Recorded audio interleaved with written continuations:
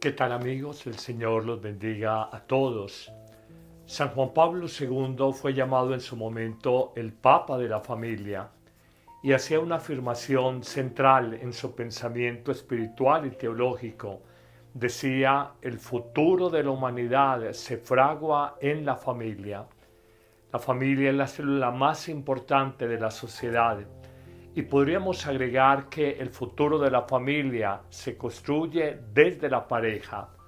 Por eso queremos presentarles a ustedes y hacerles esta gran invitación de un encuentro de parejas de fin de semana, empezando el viernes 5 de mayo a las 5 de la tarde y concluyendo el domingo 7 de mayo a las 3 de la tarde. Una invitación para que en un encuentro de comunicación, hablar sobre los problemas, el perdón, la sanación de heridas, la educación de los hijos, los desafíos al cansancio y a la rutina que presenta la vida conyugal, podamos sanar esos matrimonios si están heridos, curarlos si están enfermos, fortalecerlos si se han debilitado y en definitiva vivir como una segunda luna de miel en este retiro espiritual que hemos llamado Somos Tres. Jesús en la mitad de la relación, luego ella y él, para formar esos tres hilos de amor que hacen nueva y diferente la vida.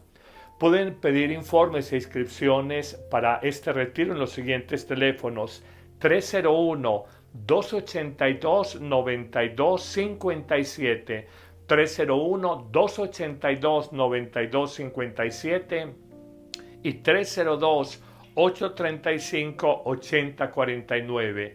302-835-8049. Se te informará el costo, lo que debes de llevar, pero sobre todo la disposición del corazón para vivir en una casa de retiros Monte María, a una hora de la ciudad de Medellín, llenos de naturaleza, de montaña, de espacio verde, un encuentro con el Señor, un encuentro contigo mismo, contigo misma, pero sobre todo un encuentro con tu pareja para fortalecer esa relación matrimonial, base de toda familia.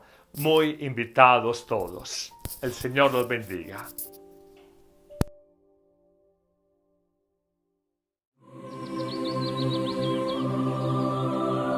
Palabra de vida. Evangelio de hoy. Padre Carlos Yepes. De los Hechos de los Apóstoles, capítulo 8, versículos 1b al 8. Aquel día se desató una violenta persecución contra la iglesia de Jerusalén. Todos menos los apóstoles se dispersaron por Judea y Samaria. Unos hombres piadosos enterraron a Esteban e hicieron gran duelo por él. Saulo se ensañaba con la iglesia, penetraba en las casas y arrastraba a la cárcel a hombres y mujeres. Al ir de un lugar para otro, los prófugos iban difundiendo el evangelio. Felipe bajó a la ciudad de Samaria y predicaba allí a Cristo. El gentío escuchaba con aprobación lo que decía Felipe, porque habían oído hablar de los signos que hacía y los estaban viendo. De muchos poseídos salían los espíritus inmundos, lanzando gritos, y muchos paralíticos y lisiados se curaban. La ciudad se llenó de alegría. Palabra de Dios. Te alabamos, Señor. Salmo 66. Aclamad al Señor, tierra entera. Aclamad al Señor, tierra entera. Tocad en honor de su nombre. Cantad himnos a su gloria. Decid a Dios, qué terribles son tus obras. Aclamad al Señor, tierra entera. Que se postre ante ti la tierra entera, que toquen en tu honor, que toquen para tu nombre. Venid a ver las obras de Dios, sus temibles proezas en favor de los hombres. Aclamad al Señor, tierra entera. Transformó el mar en tierra firme, a pie atravesaron el río. Alegrémonos con Dios, que con su poder gobierna enteramente. Aclamad al Señor, tierra entera. Del Santo Evangelio según San Juan, capítulo 6, versículos 35 al 40. En aquel tiempo dijo Jesús a la gente: Yo soy el pan de vida. El que viene a mí no pasará hambre, y el que cree en mí nunca pasará sed. Pero como os he dicho, me habéis visto y no creéis. Todo lo que me da el Padre vendrá a mí, y al que venga a mí, no lo echaré afuera, porque he bajado del cielo, no para hacer mi voluntad, sino la voluntad del que me ha enviado. Esta es la voluntad del que me ha enviado, que no pierda nada de lo que me dio, sino que lo resucite en el último día. Esta es la voluntad de mi Padre, que todo el que ve al Hijo y cree en Él tenga vida eterna, y yo lo resucitaré en el último día. Palabra del Señor. Gloria a ti, Señor Jesús.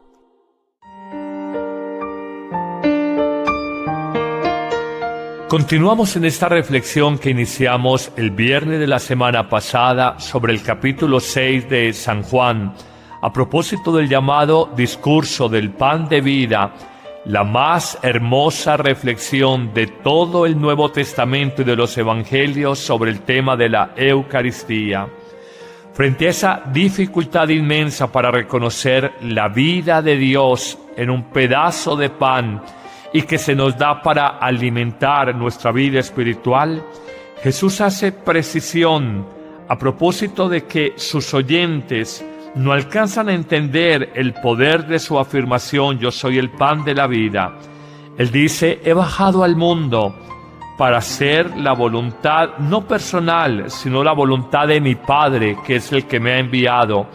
Y a renglón seguido en este Evangelio que hoy nos presenta la liturgia de la Iglesia, nos hace esta afirmación: esta es la voluntad de mi Padre sobre ustedes. Esto es lo que vino a hacer Jesús en la vida de nosotros. Para eso lo mandó el Padre Dios a este mundo.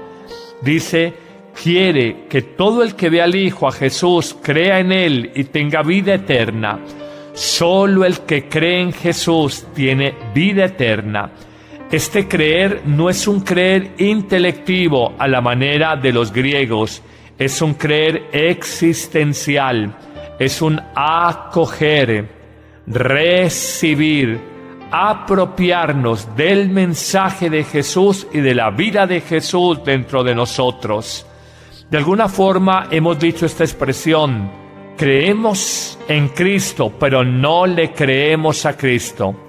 Creemos que existe el Hijo de Dios, que murió en una cruz para darnos la salvación, pero no creemos en su mensaje, no le creemos a Cristo.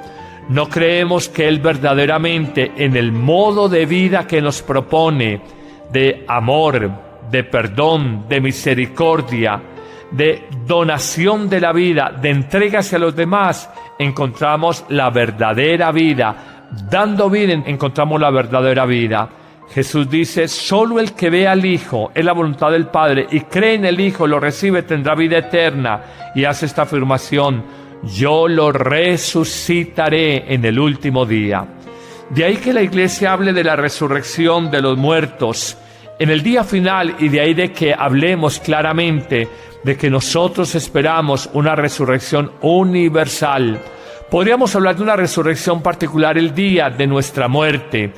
Resucitamos a la vida en Dios para purgatorio, para salvación eterna si se habla de una persona santa, o para condenación eterna si se habla de un pecador que nunca se arrepiente. Resucitar a la vida eterna en el último día es hablar de esa resurrección universal. Nos dice la primera lectura de hoy que con gran duelo unos hombres piadosos, después de el cobarde asesinato de este joven diácono, lo entierran, le hacen las pompas fúnebres, se hacen gran duelo por él. Vuelve nuevamente a hablarse de todo lo que se vive en ese momento de ebullición en la iglesia de Jerusalén. Y atención, amigos, a esta pregunta: nunca ha crecido tanto el cristianismo como en los primeros años de la iglesia. Pero ¿saben cómo fueron esos primeros años de la iglesia? Escuchen esta descripción que trae el capítulo 8 del libro de los Actos de los Apóstoles o Hechos de los Apóstoles como primera lectura en la liturgia. Dice: se desató una violenta persecución contra la iglesia de Jerusalén. Todos se dispersaron menos los apóstoles. Miren qué interesante esto. ¿Cómo crece la iglesia? Cuando hay una violenta persecución contra ella y lleva a que todos se dispersen. Dice que a Judea y a Samaria menos los apóstoles. 2. Entierran a Esteban, enterrar a los muertos, a los mártires, y hacen duelo por ellos. 3. Saulo se ensaña con la iglesia. El que luego sería el gran predicador y apóstol del cristianismo primero fue un encarnizado, un sanguinario perseguidor. Saulo, mencionado por tercera vez en este capítulo 7 y 8 del libro de los Hechos de los Apóstoles, se ensaña contra la iglesia, entra en las casas de los llamados cristianos y los arrastra literalmente a la cárcel a hombres y mujeres. Un cuarto elemento nos dice que los prófugos iban de un lugar a otro y aprovechaban el ir de un pueblo a otro para difundir el evangelio. Es curiosamente en este ambiente de violencia, de persecución, de dispersión, porque todos se sienten víctimas, de enterrar a los mártires en el caso de Esteban, de ensañamiento de un perseguidor como Saulo, que saca a la gente de la cárcel, y luego los prófugos, los que huyen, los que están corriendo muertos de miedo, son los que sirven para difundir el evangelio. Son estas circunstancias las que permiten que la iglesia crezca prodigiosa y exponencialmente en el mundo antiguo. ¡Qué ironía! La iglesia no crece cuando todos los vientos son favorables. La iglesia crece es en medio de las dificultades, las incomprensiones y las persecuciones. Pero agrego algo más, querido radio escucha en la radio o querido web escucha en la página web. Te hago esta reflexión. ¿Sabes cuándo crece? No la iglesia, sino tú, de manera personal. Tú creces más humana y espiritualmente cuando eres más exigido, cuando te sientes más incomprendido, más sacrificado, más violentado interiormente. Cuando todo en la vida es fácil, cómodo, muelle, tú creces muy poco humana y espiritualmente. Padre, me preguntarán ustedes, pero es la sociedad nuestra, la del bienestar, la del confort, la del control remoto, la del botón donde queremos tener como control sobre todas las variables de nuestra vida, la de las pastillas para todo tipo de dolencias físicas y del alma. Eso es lo que ofrece la sociedad, pero créeme, así como el cristianismo primitivo creció en medio de violencia, persecución, dispersión, ensañamiento de algunos injustos y andar de prófugos, uno en la vida espiritual crece es en medio de las adversidades. Hemos vivido la canonización de un gigante de nuestro tiempo, Juan Pablo II, y sin lugar a dudas, como dijo el Papa Francisco en su homilía de canonización ese domingo 27 de abril, tenemos que reconocer claramente esta afirmación: superó las tragedias del siglo XX, fue superior a ellas porque puso su confianza en Dios. Ahora dilo a tu corazón, vas a superar las adversidades, las dificultades del día de hoy y vas a ser superior a esas dificultades porque quieres colocar tu confianza y tu vida solo en Dios. Señor, gracias por mostrarnos que la iglesia crece y el espíritu humano crece es en medio de la adversidad.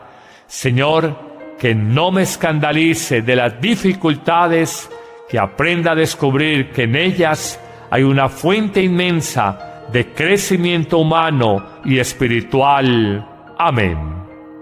Que el Señor te bendiga abundantemente en este día, en el nombre del Padre, y del Hijo, y del Espíritu Santo. Amén. Vive con sentido. En abril, cuando el mundo vive la Pascua cristiana, redescubre la promesa de vida abundante que Jesús promete a todos los creyentes. Cuando crecen en la sociedad tecnocrática y en los hombres y mujeres de nuestro tiempo, el tedio de la vida, el sinsentido de las relaciones afectivas y el vacío de Dios, es urgente escuchar el mensaje siempre actual de Cristo resucitado. Él nos invita a recibir su paz, a creer en la fuerza del amor, a redescubrir el valor de la libertad, a superar los miedos paralizantes y a abrirnos a la vida en plenitud por el poder de la fe, la esperanza y la caridad de Cristo. Encuéntranos todos los martes y jueves en un nuevo horario, a las 8 p.m, en vivo por YouTube y Facebook Live, con Joana Londoño y el Padre Carlos Yepes desde la Semana de Pascua. ¡Te esperamos!